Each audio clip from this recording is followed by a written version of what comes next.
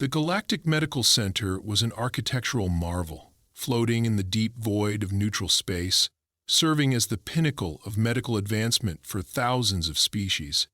It was a place where the most complex surgeries were performed with technology so advanced that even minor procedures were fully automated.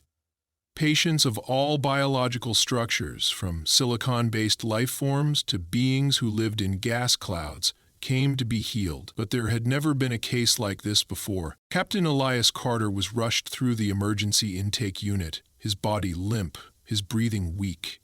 The medical drones scanned his vitals, sending the data directly to the attending physician.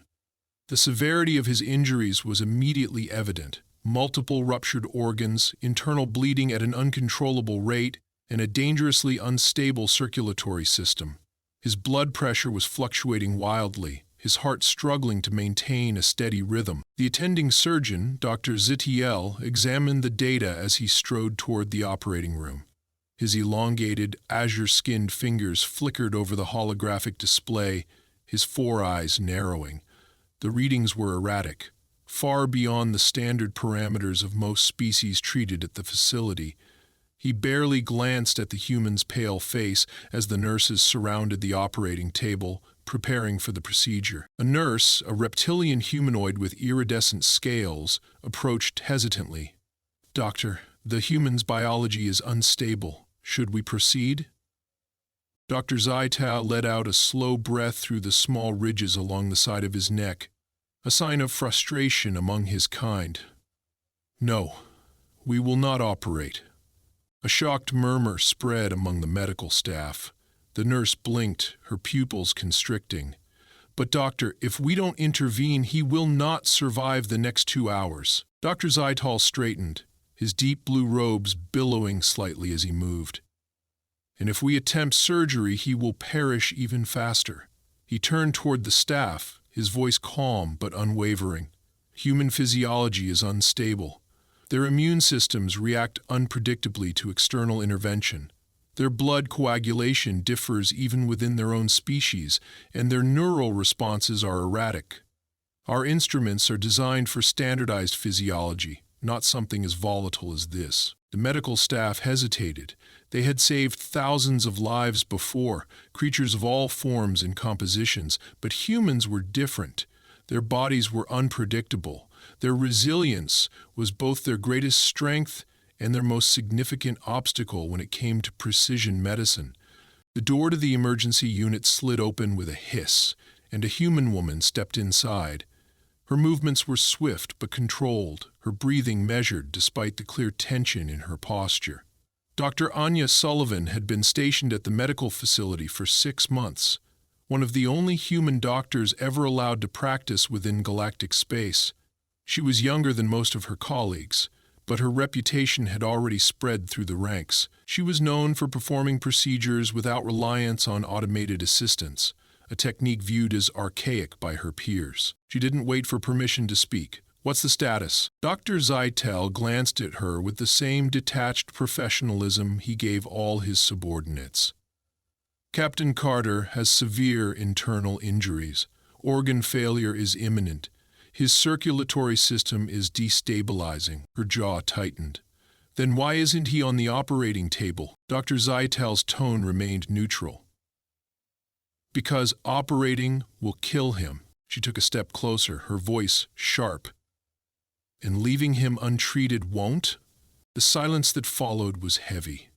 Dr. Zaital exhaled slowly.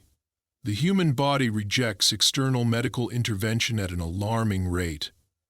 Our surgical technology relies on precision, but humans are unpredictable. Their physiology is built for adaptation, not standardization." She crossed her arms. "That sounds like an excuse." A ripple of discomfort passed through the staff. No one spoke to Dr. Zaital this way. His reputation as a surgeon was unmatched, his knowledge of xenobiology vast. He had performed procedures on beings with multiple consciousnesses, repaired fractured time-sensitive organs, and restored neural pathways in creatures with decentralized nervous systems. But none of that mattered to her now. She turned toward the operating table, her eyes scanning Carter's vitals. His heart rate was slowing. "You're right," she said finally, her voice controlled but firm. "Your technology can't adapt to human biology, but I can." Dr. Zetail tilted his head slightly. "You are proposing manual surgery?" She nodded. "Yes." He let out a quiet hum, a sound of contemplation. "That is reckless and primitive." She took another step toward Carter, gripping the edge of the table. Reckless would be letting him die without trying. The room remained silent, all eyes on Dr. Zetail. He studied her, his gaze unreadable. Finally, he turned to the nurse. "Prepare the manual surgical station." There was a moment of stunned hesitation before the room burst into motion. Nurses scrambled to bring out equipment that hadn't been used in decades. Scalpels, sutures, sterilized gauze. Tools long considered obsolete in a world of laser precision incisions and molecular regeneration. Dr. Zetail folded his hands behind his back. "If you fail, Dr. Sullivan, it will prove that humans are unsalvageable by traditional medical means." She didn't look at him as she pulled on a pair of sterile gloves. "And if I succeed?" He was silent for a moment. Then, in a low voice, he said, "Then we will have to reconsider everything we know about medicine." She glanced at Carter's pale face, his breath shallow but still present. There was no room for failure, not now, not with his life in her hands. And then, with a steady hand, she made the first incision. Dr. Anya Sullivan moved with practiced precision, her fingers steady as she worked. The first incision had been made and there was no turning back. The operating room was silent except for the rhythmic beeping of the monitors and the faint hum of sterilization equipment running in the background. The nurses stood ready, their gazes shifting between the open wound and the human doctor performing a surgery none of them believed possible. She ignored them, focusing entirely on Captain Elias Carter. His body was fighting to keep itself alive, but it was losing the battle. Blood pooled in the open cavity, dark red against the stark white of the surgical sheets. She reached for the suction device, but the machine had been calibrated for alien physiology, unable to adjust to the viscosity of human blood. With a sharp exhale, she gestured for gauze instead, using pressure and absorption rather than relying on faulty technology. "Clamp," she said, her voice calm. A nurse hesitated before handing it to her, unsure if the tool would be enough. She secured the ruptured artery, stopping one of the major sources of bleeding. The heart monitor let out an erratic beep, a warning that Carter's pulse was still unstable. She knew time was against her, but rushing would only lead to mistakes. Dr. Zetail stood at the edge of the room, his 4 eyes unblinking as he observed every movement. He had said nothing since she began, but his presence was as heavy as if he had been speaking the entire time. She could feel his scrutiny, the weight of expectation and doubt pressing down on her, but she refused to let it distract her. She adjusted the lighting, angling it to get a better view of the torn tissue. The wound was severe, worse than the scans had shown. His liver had taken significant damage, and the automated nanobots that the hospital typically used for tissue repair were rejecting his cells. That was expected. The machines could not adapt the way a trained mind could. With delicate movements, she began suturing the organ manually, each stitch careful and precise. The method was outdated by galactic standards, but it was effective. The surrounding tissue responded, no longer struggling against foreign intervention. "Heart rate stabilizing," one of the nurses reported, surprise evident in his voice. She barely acknowledged it, moving to the next issue. His intestines had suffered a perforation, likely from the blunt force of whatever had injured him. A machine would have sealed the hole in seconds, but human digestive systems were far more sensitive. If she used synthetic grafts, he would suffer complications. If she left it untreated for too long, toxins would spread. Sullivan made the call. She reached for the sterilized thread and began stitching the wound closed, reinforcing the tissue rather than replacing it. Her hands moved with practiced ease, muscle memory taking over as she worked swiftly but carefully. The air in the room was thick with tension. Every nurse, every assistant, even Dr. Zetal himself was watching, waiting for a mistake. But there were none. She worked as though this was no different from any other trauma surgery she had performed back on Earth. After what felt like an eternity, she finished. The major wounds were repaired, the bleeding controlled. She carefully checked every suture, ensuring that none would rupture under stress. Satisfied, she stepped back slightly, her gaze moving to the monitors. Carter's vitals were weak but stable. He was alive. She exhaled slowly, the weight of the operation settling over her. She had done it. Against every doubt, against the warnings, against the refusal of alien technology, she had kept him alive. Dr. Zetal finally moved. He approached the table, his gaze sweeping over the wound. His hands hovered over the control panel, adjusting the scanner. The image of the repaired organs appeared in the air above them, the stitches visible, the structure intact. "You should not have succeeded," he said, his voice unreadable. She pulled off her gloves, her hands aching from the precision work. "But I did." He studied her for a long moment before turning to the rest of the team. "Prepare for post-separative care." The nurses moved immediately, their skepticism replaced by a quiet acceptance. She watched as they began closing the wound, applying human-compatible regenerative gel instead of automated sealants. Dr. Zetal met her gaze once more. "If this patient recovers without complication, it will challenge everything we know about medical intervention." She wiped her forehead with the back of her hand, exhaustion creeping into her limbs. "Then maybe it's time to rethink what you know." He didn't respond. Instead, he turned back to the monitors, his expression unreadable. Sullivan looked down at Carter one last time before stepping back, finally allowing herself a breath. The battle wasn't over yet. Recovery would be the true test. But for now, she had done the impossible, and the entire galaxy had just witnessed it. Dr. Anya Sullivan stood at the observation window, watching the rhythmic rise and fall of Captain Elias Carter's chest. The dim blue glow of the medical monitors cast long shadows across the room, their quiet beeping the only sign of life in the otherwise silent recovery chamber. He was stable for now, but she knew better than to let relief settle in too soon.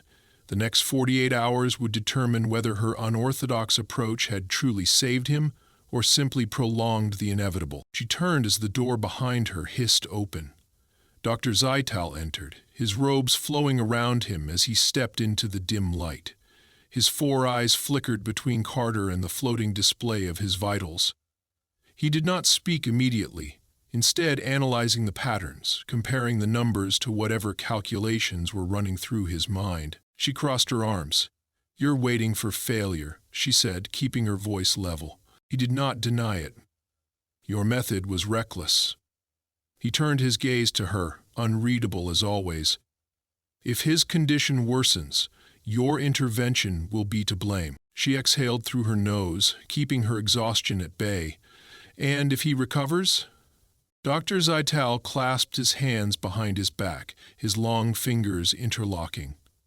"Then we will be forced to reconsider the limitations of our medical technology." He shifted slightly, his posture as rigid as ever.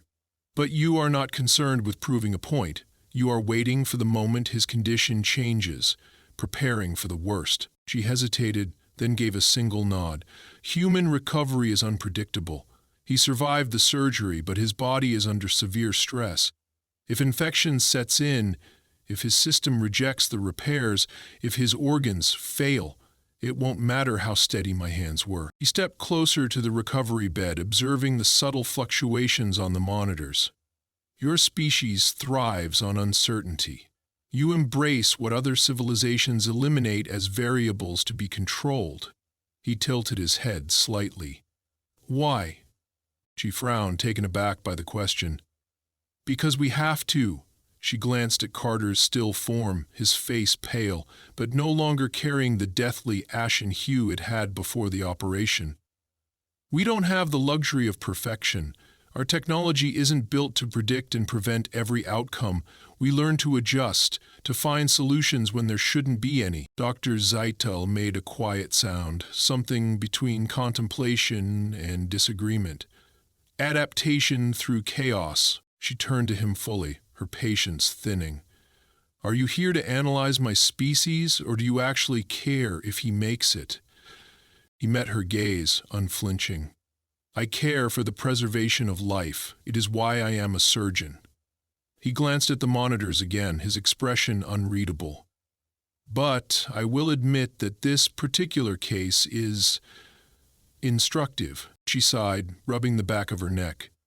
Then let's focus on what comes next. His body is weak, but he's stabilizing.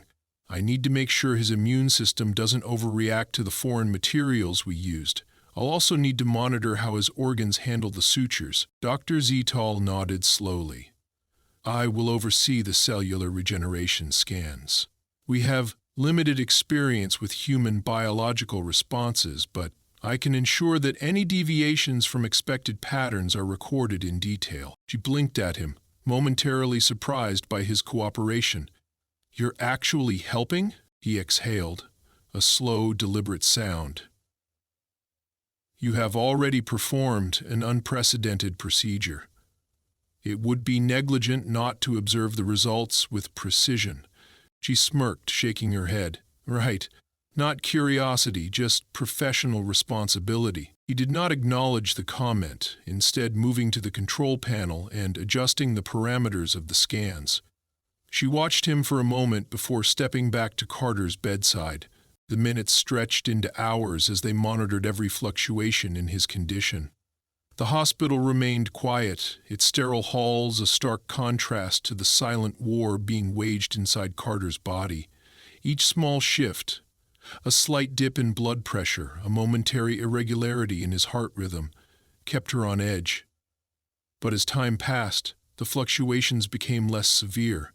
His body was adjusting. She finally allowed herself a breath of relief, though she knew better than to voice it. Dr. Zeitel remained by the monitors, his focus unbroken, as though searching for something that would prove her wrong. She didn't care. For now, Carter was alive. And that was enough. Dr. Anya Sullivan sat in the dim glow of the medical station, her fingers tapping rhythmically against the edge of the control panel. The holographic display projected Captain Elias Carter's vitals in real time, each fluctuating number carrying the weight of his survival. The past several hours had been a brutal waiting game, but now she could see the signs of improvement. His heart rate had stabilized within human parameters, his oxygen levels remained consistent, and, most importantly, there were no immediate signs of organ failure. She exhaled, pressing her knuckles against her temples, trying to ease the tension building behind her eyes. Exhaustion gnawed at her, but she wouldn't sleep. Not yet. Carter was alive, but the battle wasn't over. His body had endured massive trauma, and while her surgical intervention had stopped the immediate threat, recovery was its own unpredictable terrain. The door slid open with a soft hiss. Dr. Zeitel stepped inside, his tall, slender form moving with precise efficiency. His 4 eyes darted between the monitors and her expression, assessing both with equal scrutiny. He stopped beside her, his hands clasped behind his back. His condition remained stable, he noted, his voice even. She nodded, resisting the urge to rub her tired eyes. So far, but I'm watching for signs of post-surgical complications. Human immune systems can be unpredictable, and I don't know how his body will react to the alien materials we had to use. Dr. Zeitel studied the data with his usual detached intensity. Your species has a reputation for durability. That may work in his favor. She huffed a quiet laugh, though there was no humor in it. Durability doesn't mean invincibility, it just means we take longer to break.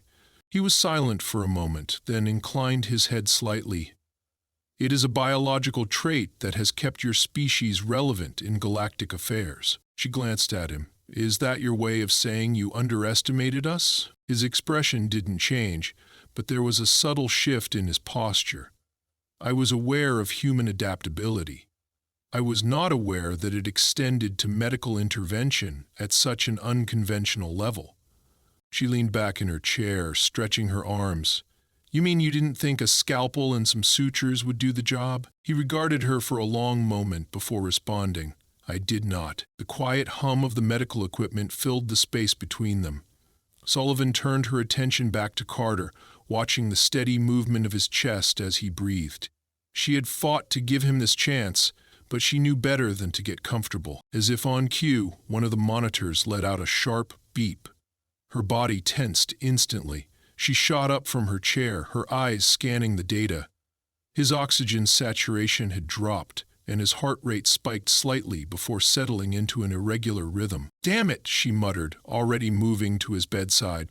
She checked his pupils, responsive, his skin still too pale but not cold, but his breathing was slightly uneven, shallow in a way that sent a familiar warning through her mind. Dr. Zytal adjusted the display, analyzing the readings.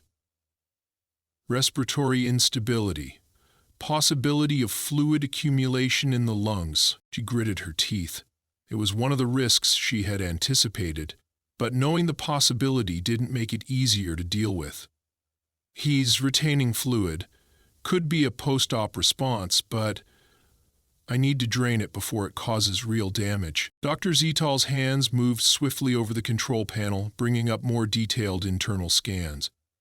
Localized collection near the pleural cavity.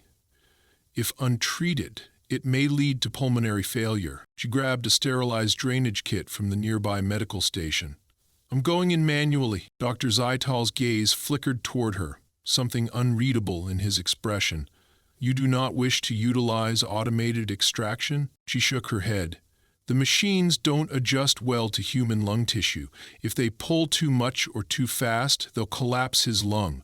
I need to control the process myself. He didn't argue. Instead, he simply stepped back, observing as she worked. Sullivan moved with steady precision, ignoring the tightness in her chest as she inserted the drainage needle. Carter didn't react. He was still unconscious, but her hands remained careful, feeling for resistance, adjusting for the subtle shifts in pressure.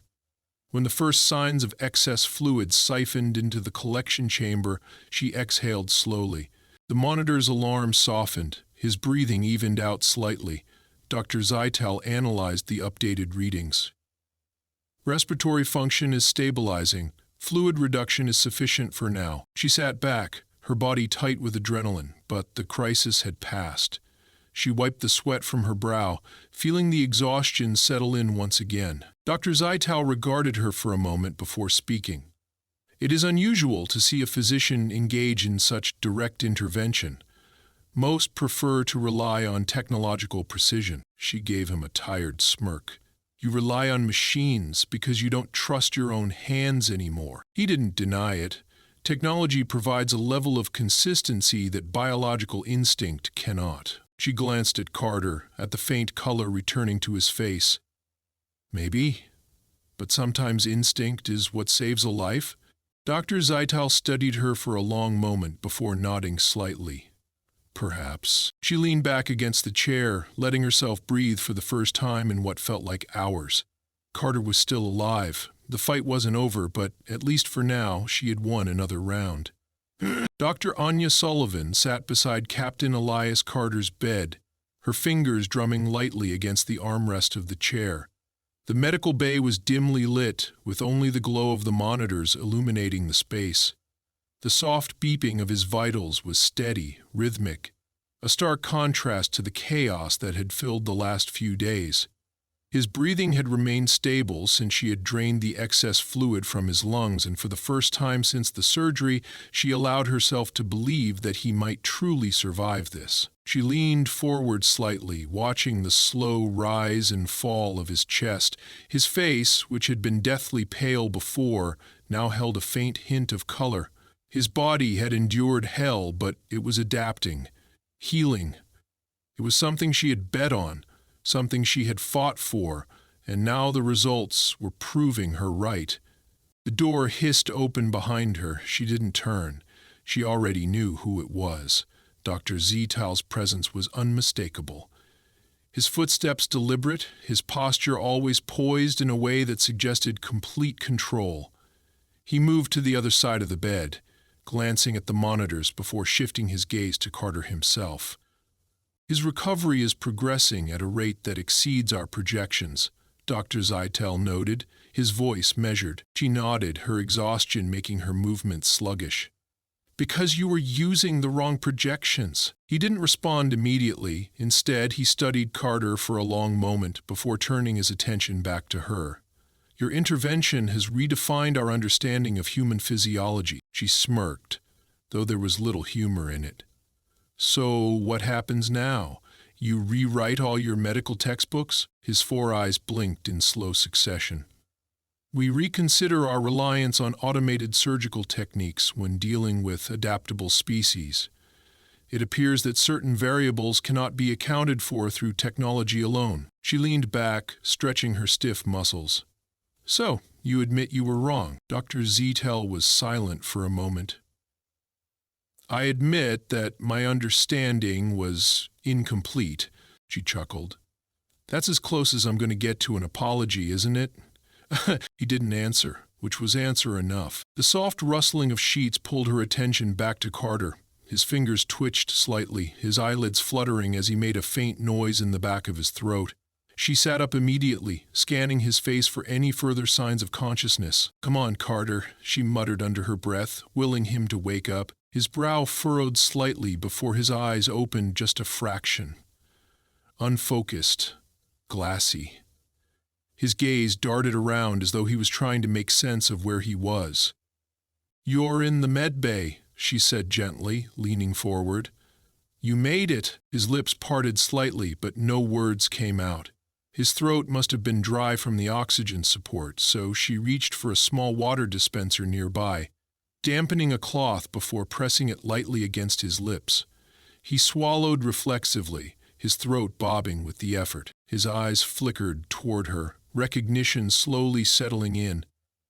Sullivan, he rasped, his voice barely audible. She exhaled, relief flooding through her. Yeah, it's me, Dr. Zeitel observed quietly before making a note on the datapad in his hand. Cognitive response is intact. Neurological function appears uncompromised. Carter's gaze shifted slightly, catching sight of the alien doctor standing nearby. Confusion flickered in his tired eyes before he turned his attention back to her. What happened? She let out a breath, running a hand through her hair. You almost didn't make it. The medical staff refused to operate. I had to step in. Carter swallowed again, his voice hoarse. You operated? She smirked. You sound surprised. His lips twitched, almost forming a weak smile. No, just didn't think I was that lucky. Dr. Zeitel tilted his head slightly.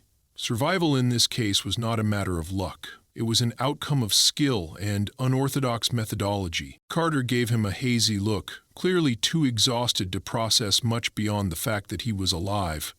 Sullivan could see that he was struggling to keep his eyes open, but the fact that he was awake at all was more than enough for now. She reached out, squeezing his wrist lightly.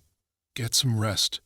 You're not done healing yet. His fingers twitched slightly, as if trying to return the gesture, before his eyes slid shut once more. His breathing remained steady, his vitals strong.